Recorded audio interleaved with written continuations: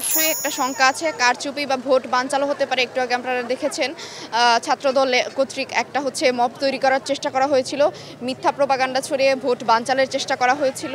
তো আমরা এখানে আছি আসলে আজকে সকালে ভোট দিতে এসেছি। আমরা সবাই প্রার্থী, দলমত নির্বিশেষে আমরা সবাই এখানে গাছের নিচে বসেছিলাম। যখন এই মবটা সৃষ্টি করার চেষ্টা করা হয় আমরা সবাই ছুটে আসি এবং মবটা প্রতিহত করি এবং আমরা মানে অফিসিয়ালি একটা ফলাফল আসার আগ পর্যন্ত আমরা সবাই এখানে অবস্থান করব ইনশাল্লাহ। না, মানে আমরা কেউই, প্রার্থীরা যারা আছে তারা ভেতরে প্রবেশ করতে চায়নি। শামসুন্নাহার হল সংসদের কোনো প্রার্থী ভেতরে প্রবেশ করতে চায়নি।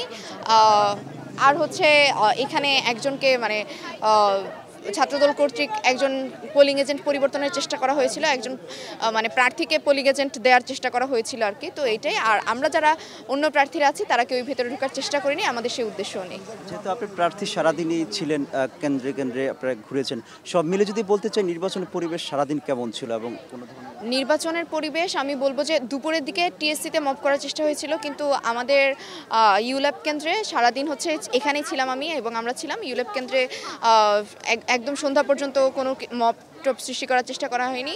7:47 থেকে ওই মবটা মানে ছাত্রদল কর্তৃক মব তৈরি করার চেষ্টা করা হয়। এর আগ পর্যন্ত পরিস্থিতি শান্ত ছিল।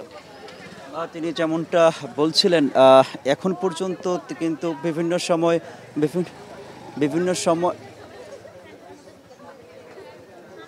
আমরা বিভিন্ন সময়